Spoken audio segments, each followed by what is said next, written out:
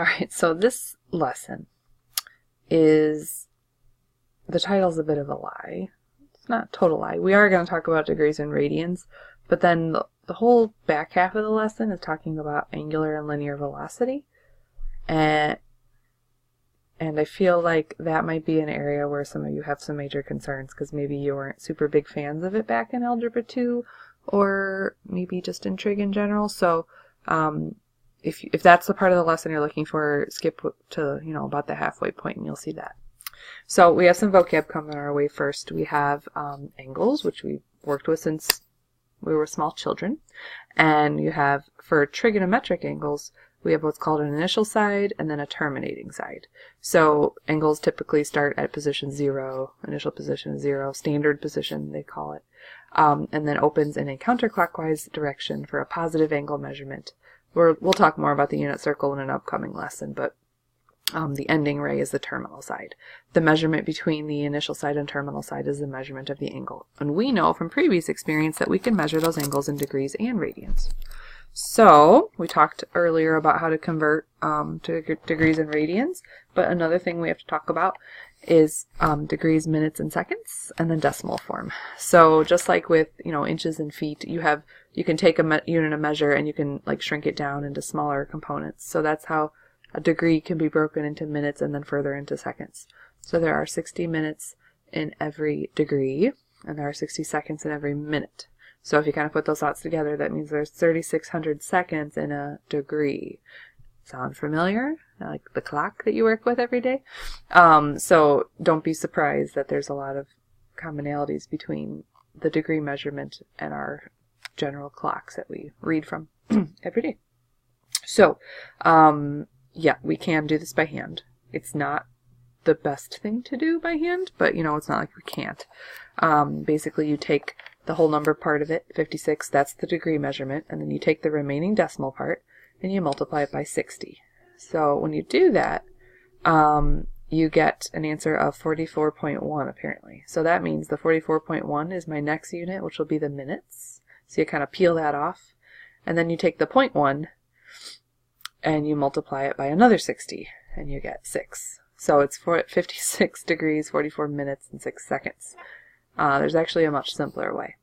If you go to your calculator and you go to the angle menu, you will find this DMS, and I don't want to pull my calculator up right now, but it's the degrees, minutes, seconds conversion. So you would just type this in your home screen, and then you'd pull up the angle menu, and it would be like arrow DMS, and then you hit enter, and then it pops out an answer for you. So that's great, right? The other direction, going from degrees, minutes, seconds to a decimal answer, I really feel like the easiest way to do that is without any, besides general calculator help. I don't feel like that's something you should use the degree and minutes and seconds keys for. I think it's just easier to just type. So if this was the problem I was trying to do and convert it to decimal form, I would type this in my calculator. I mean, without the labels, of course. But 5 divided by 60 and 28 divided by 3,600. And then I would end up with approximately this decimal. Alright, so here, this is the one where I would go on my calculator, use that DMS thing, because it's a lot quicker, and I'd get 213 degrees, 52 minutes, and 30 seconds. And then for this guy, I would just, on my home screen in one step, 89 plus 56 over 60 plus 7 over 3,600. And I would get, so let's see, 89.9353. Lovely, right? That's when you want to get real stinking specific. You go to minutes and seconds. Alright, some more vocab for us here. Oh, talking about a radian already. So, we know that we can convert from degrees to radians, but for a lot of kids, they don't really know what that means. If the idea is if you could take a circle and you could figure out a measurement where this leg here and this leg here and then this arc here, they're all going to be the same measurement. So then kids usually say something to me when I introduce this topic about, oh, you mean like an equilateral triangle? And I'm like, well, close, but this is a sector. It's not a triangle. So a lot of kids say, oh, I assume a radian is 60 degrees, and it's not quite 60 degrees. It's close, but because it's got that curved arc, it's not a triangle. So a radian, 1 radian is equal to, oh gosh, I don't think it's on the paper here, but I want to say it's like 57 point something degrees, so it's close to 60 degrees, but that's just what a radian would look like. So if you can figure out a way to manipulate your circle's angle, the piece of pie there, so that all those parts I just highlighted in black are all the same length, then that's a radian. So it turns out, after many, many, many years of mathematical computations and theories and working with them, they found out that a full rotation can be measured as 2 pi radians. So it's kind of awesome once you start putting all these topics together in your brain. We already know about converting, so I'm going to kind of skip over this part. This is on your notes here. It's a nice little diagram of measuring angles. So positive and negative angles. Remember, if you're measuring in a counterclockwise direction, that is a positive direction. If you're measuring in a clockwise direction, however, we consider that to be negative. And then we know that you can keep doing rotations around a circle and land in the same spot. Those are called coterminal angles. This is that thing I was talking about, how your book does a little different notation. They take angle alpha, by the way, that's an alpha symbol. Greek letters, we love them in trig, huh? And they're going to just say plus 360n for degree measurement and plus 2 pi n, or 2n pi. They're assuming that n is an integer, so that means it can be positive or negative, 1, 2, 3, 4, yada, yada, yada. So that's why they don't put the plus or minus symbol, because the integer component of that means it can be positive or negative for the addition. For me, I like to put plus or minus, 360k, or plus or minus 2 pi k. It just reminds me that I can go negative. Sometimes my brain doesn't think about that. I got a special little brain. So here they say there's a quick, easy way to find coterminals. This is representing all coterminals. If you want one positive, plug in a 1. If you want a negative one, plug in a negative 1. Yada, yada. Same thing with radians. This is the general form for all coterminals. If you want a positive one, put a 1 in here. If you want a negative coterminal, put a negative in there. Life is good. Alright, so this is back to the notes. I want all coterminal angles written in that notation.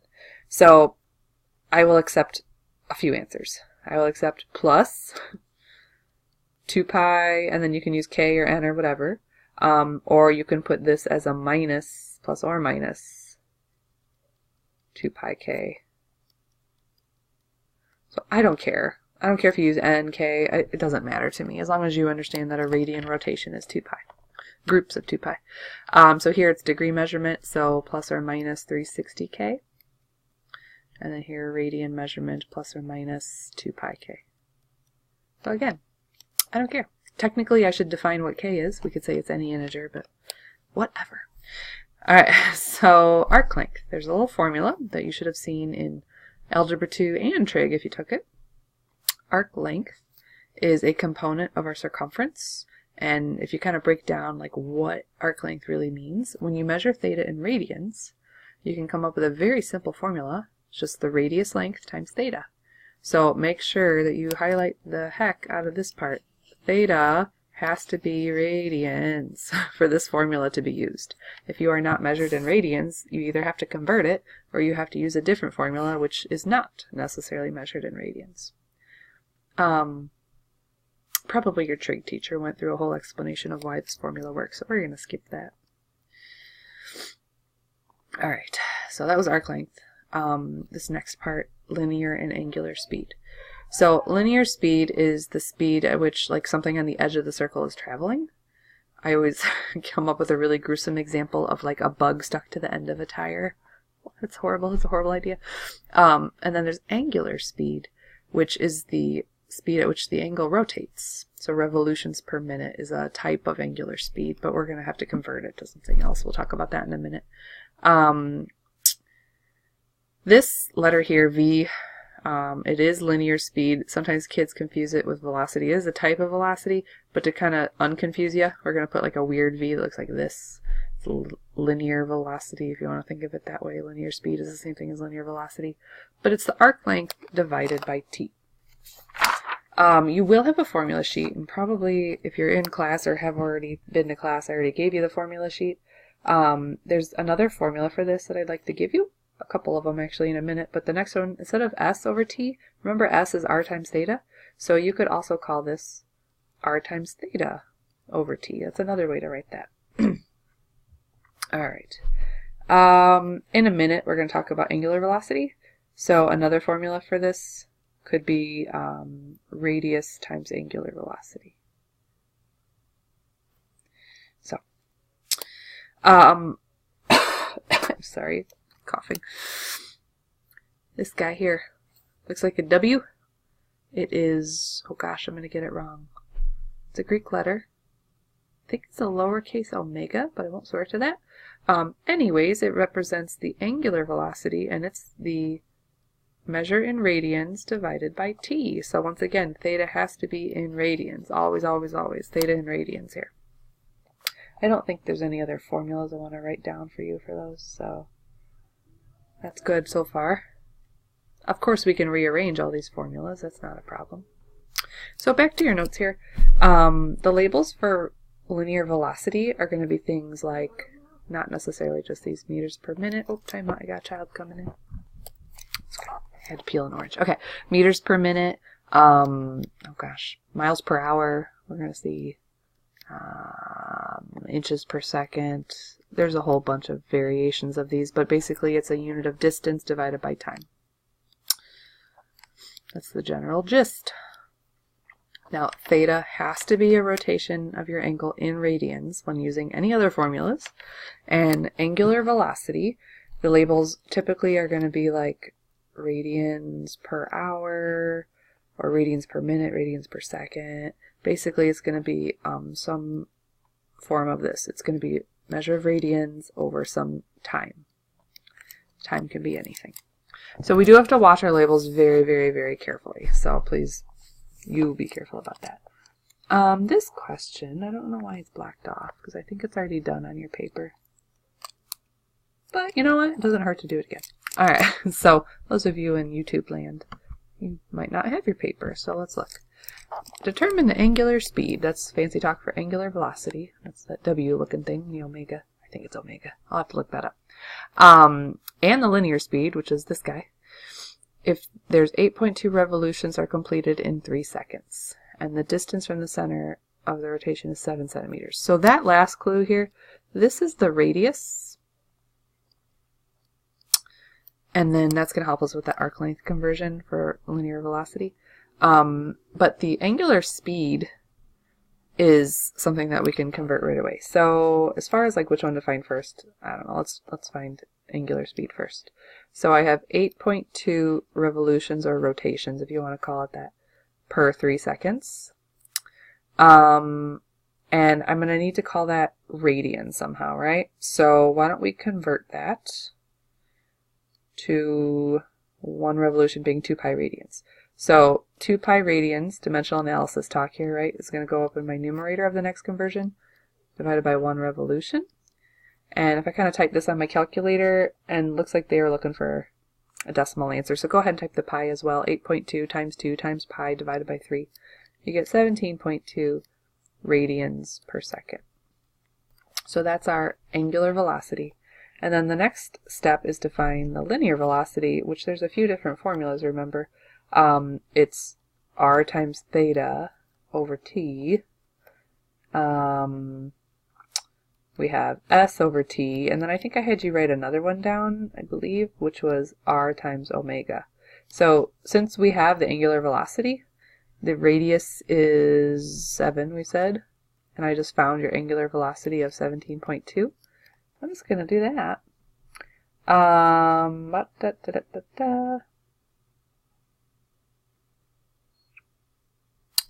out a minute. I gotta do so. I think it comes out to approximately 120.2.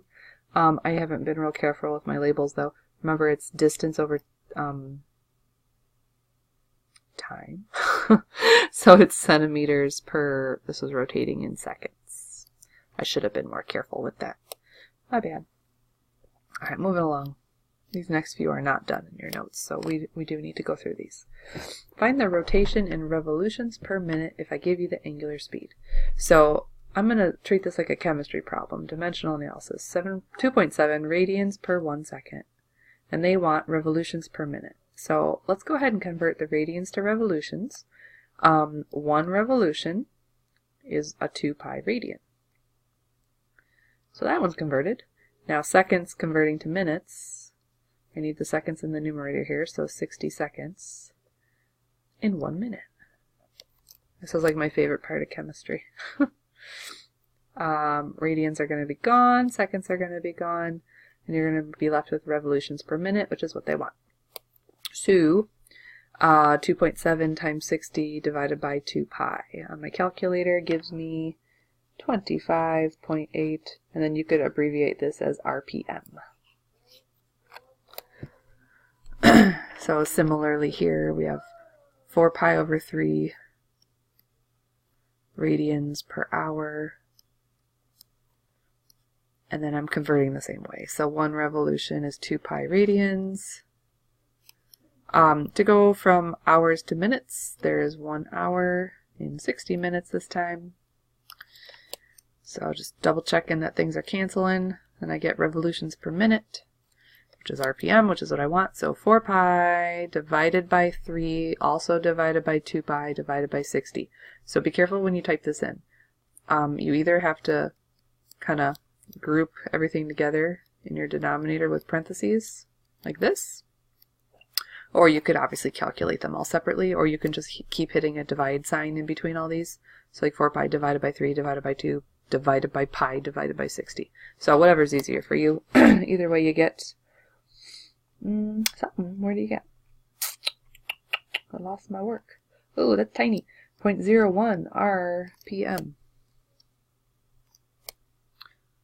RPM. Alright, there we go.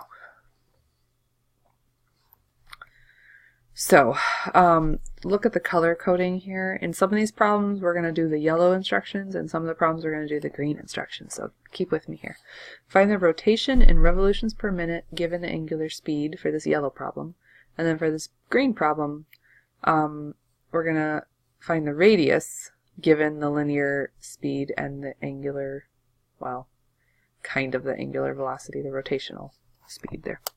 Alright, so for number 7, we have 3 pi over 2 radians per minute. Alright, so 3 pi radians over 2 minutes. How am I going to write that? And they will want me to convert it to revolutions per minute. So I just have to convert revolutions, right? So 1 revolution is 2 pi radians. Minutes was good to go.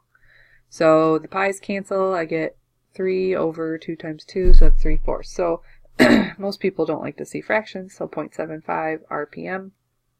Obviously 3/4 RPM is fine as well. So here we have our velocity, linear speed of 24.8 meters per second. And then I have kind of sort of a revolution, an angular velocity of revolutions per minute. So I'm supposed to be finding the radius, eh? Well, that's going to be fun.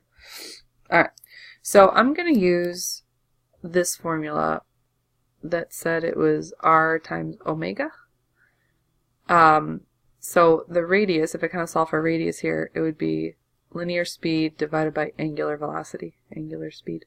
That's the formula I'm going to need. So I already have the linear speed. I need to convert this to figure out that, and then I'll be able to go. So we got this. All right, 120 revolutions per minute. And we do have to watch out for labels here, don't we? Because this was meters per second. So I'm going to have to convert this to radians per second. So first thing is 2 pi radians in 1 revolution.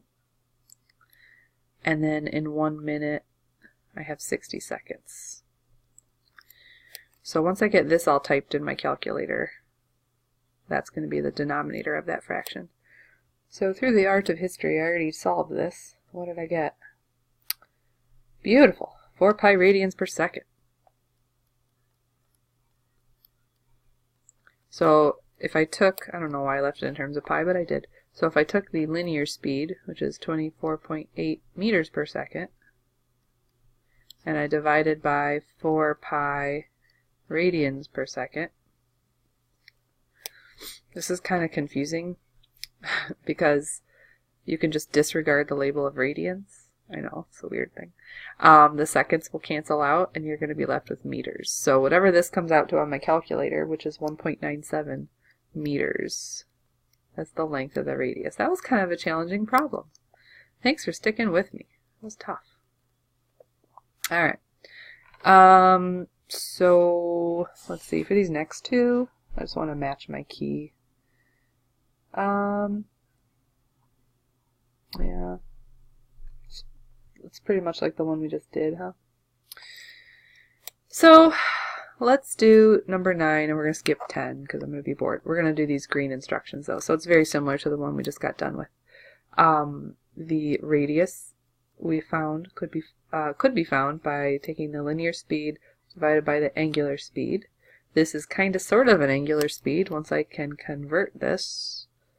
If I can convert it to radians per, and I gotta match this label here, minute, then I can use that formula.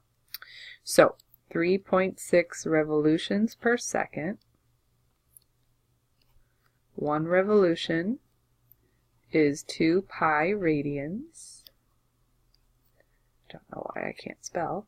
And then 60 seconds, can't even abbreviate, is 1 minute. Alright. So on my calculator, I already did this, so let me cheat. I get, and this time I did not leave it in terms of pi, I did 1357.17 radians per minute. So that's my angular velocity. So going back to this formula here, 118, oh yuck, divided by that, 1357.17 radians per minute. Remember, this was feet per minute. This is radians per minute. We're going to disregard the radians. The minutes are going to cancel and you get feet. So the radius is 0.087 feet. Lovely. Alright, we're skipping 10. I'm sick of that problem. Oh, this is a fun problem. So, you've got a large highway here. There's a curve, and the highway has a 1,000-foot radius with lanes that are also 14 feet wide. Now remember, it's 2 lanes, you know, in each direction, so there's 28 feet wide there. Excuse me. Alright, they want to know, the curve is a 180-degree turn. How much longer is the outside edge versus the inside edge? So, my brother's a civil engineer, and he will tell you, like, these are, like, actual things they have to consider, because they talk about, like, buying materials, and, yeah, these are all things they have to work on. So, here's what I'm thinking. My picture, let's kind of work on the picture for a minute, so I can really see what's going on. This, the 1,000 feet radius, I guess, if you want to call it that. The picture is a little confusing because I think kids are going to be a little confused about like where the 1,000 feet ends. I think this is the 1,000 feet here, and then from here to here is 28 more feet. So 1,000 feet is the inside arch here, and then 1,028 feet will be the outside arch. So that is like a semicircle there. So that is the radius. So here's what I'm thinking. This is really an arc length question. Remember, S equals R times theta. So we have like the first guy's arc length, which his radius is 1,000. And we're going to have to figure out theta in a minute. And then the next guy's arc length, his radius is 1,028. So I said we have to figure out theta, but not really, because 180-degree turn. If I convert that to radians, isn't that just pi radians? So I think we just throw a pi in right here. And they want to know the difference. So guess what? We're going to subtract. 1028 pi minus 1000 pi is 28 pi difference, which no one wants to talk like that in the human world. So that's approximately 88 feet difference. So not a really difficult math question, but like hard to think about the, you know, the real life application of it, because I don't know about you, but I don't really think about how they build roads too often. Maybe I should think about it some more.